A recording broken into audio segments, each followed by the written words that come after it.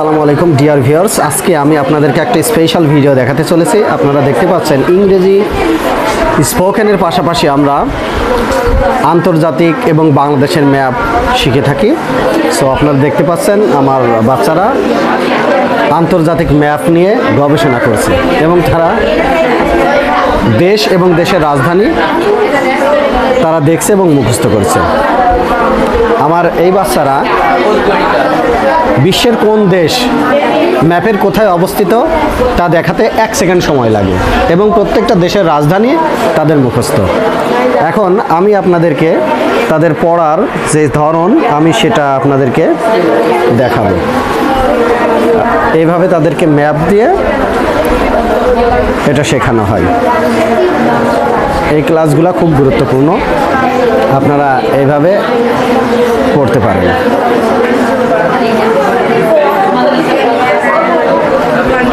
দেখুন তারা এভাবে চেষ্টা করছে। It's very important to know about the international map and Bangladesh map. Okay, so আমরা এখন দেখব। ওকে, আচ্ছা আমরা এখন একে দেখি এরা পারে কিনা। নাইম, দেখি আমি তোমাকে দেশের নাম জিজ্ঞাসা করব, তুমি এটা রাজধানী এবং দেশটা কোথায় আছে দেখাবা, ঠিক আছে? ওকে। চীন।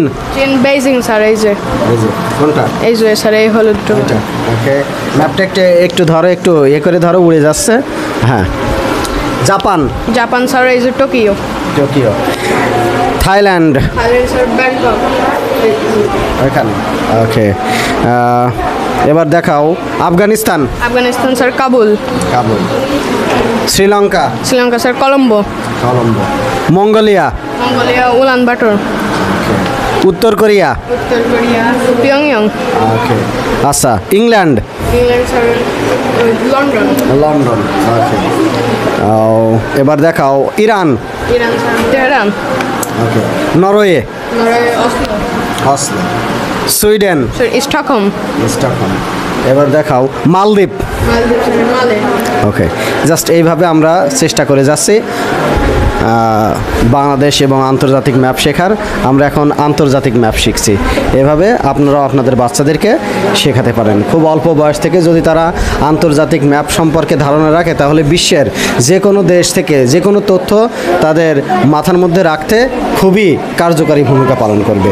সো এই ছিল আমাদের আজকের বিশেষ ভিডিও। সো আমি চেষ্টা করব আগামী দিন অনেক সুন্দর করে একটা ভিডিও তৈরি করে আপনাদেরকে দেখানো এবং তারা ইনস্ট্যান্টলি সবাই মিলে একটা দেশ কোথায় আছে এটা বলার সাথে সাথে যেন তারা দেখাতে পারে এবং তার রাজধানী বলতে পারে। অসংখ্য ধন্যবাদ।